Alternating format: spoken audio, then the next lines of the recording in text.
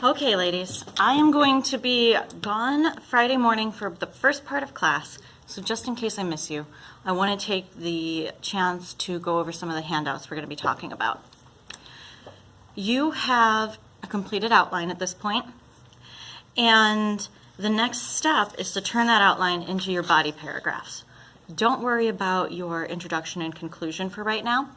You just need to think about the body paragraphs that are really doing the work of proving your thesis. The main difference between the outline and your body paragraphs is that your body paragraphs use transitions to put together the logic of all the ideas you planned out in your outline. They do a good job of making sure that someone who isn't inside your head, your reader, me in this case, can understand how all your ideas fit together. So the first handout we're going to look at is the transitions handout. And the transitions handout, first, it explains what transitions are. Essentially, you want to think of them almost like signs. Things that will tell us what's about to come up and how to understand the information you're presenting us. So a transition might signal, look, another example is coming up. Or this is in contrast to my previous example. Or it may seem like this way, but look, I'm actually right. So there's a lot of power in those little words. Transitions come in all shapes and sizes. In a really long paper, you have transitions between sections. That might look like, in a book-length text, a whole paragraph that acts as a transition. You don't have to worry about that now. Just know that they exist. We also have transitions between paragraphs. Those are going to be pretty major for you, and they usually take the form of a word or two at the beginning of a paragraph, usually incorporated into the topic sentence, or sometimes at the end of the paragraph as well, that helps us as readers understand the relationship between your paragraphs.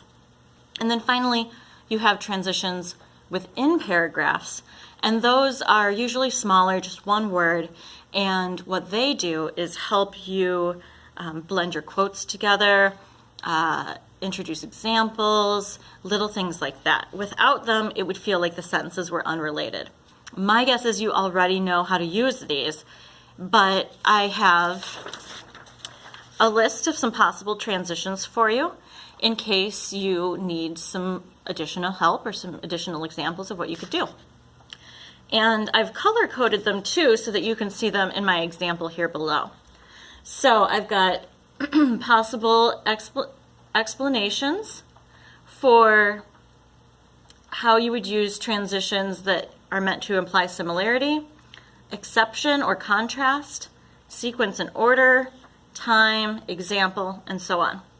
So let's look at my sample about Clarice and Mildred. Just as Clarice is represented by the color white, so too is Mildred. So there I'm using similarity. They both are associated with the color white.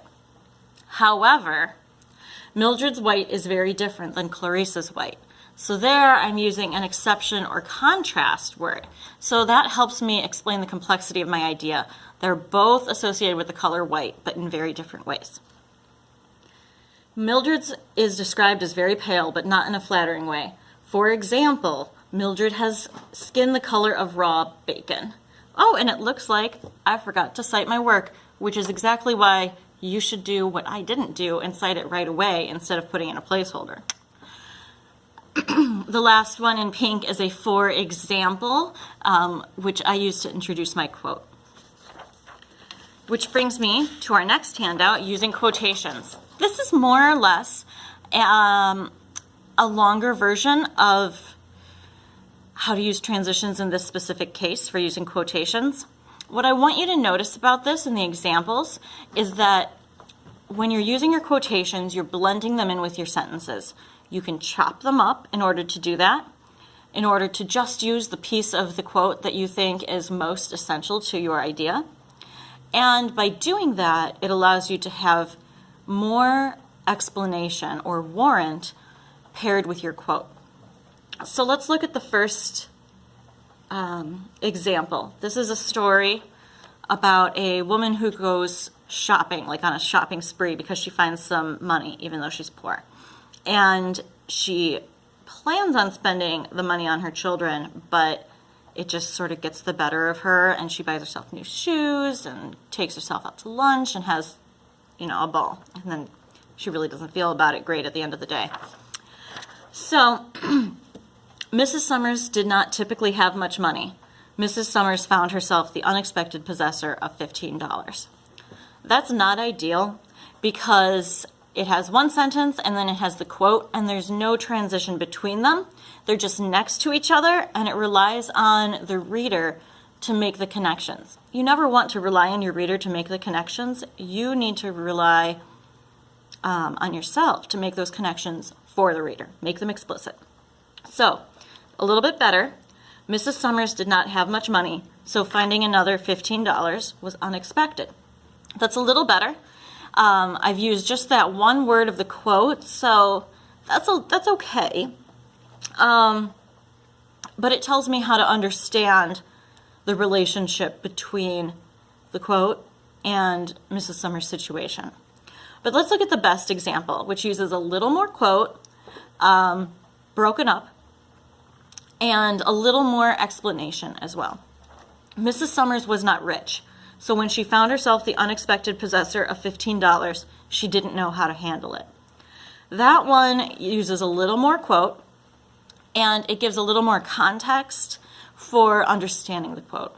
I'll let you look at the next example yourself, and you can pause the video if you want to. It's about Fahrenheit 451.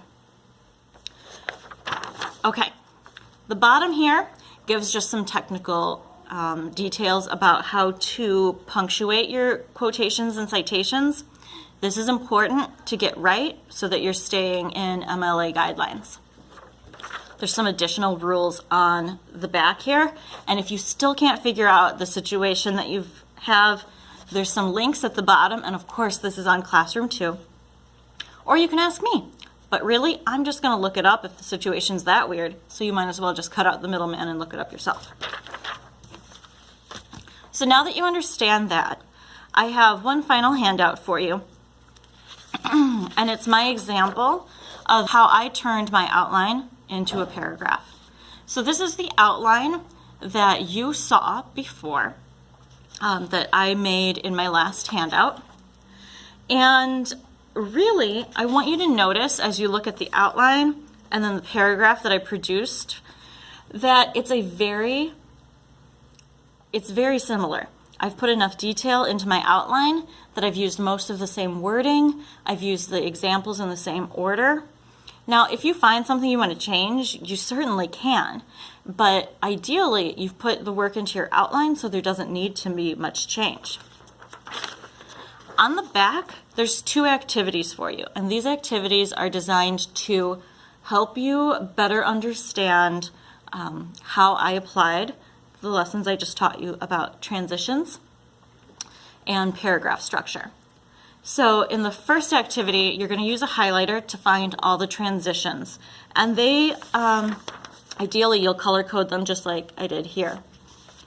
In the second activity, you're going to highlight my claim, my data, and my warrant. You'll end up with almost every sentence highlighted. In fact, I don't think there's any sentences that won't be highlighted. Exactly what color everything is might vary a little bit, but the basics should be the same. When you're done with this activity, you can check your work on the key I put on Google Classroom. I am also going to be back by the end of the period, and I'm also going to put a question post on Google Classroom, so if you have a question about this lesson or about your paper over the weekend, you can ask me and I can answer there, and the whole class will be able to engage with that just as if we were having class for real. Thank you.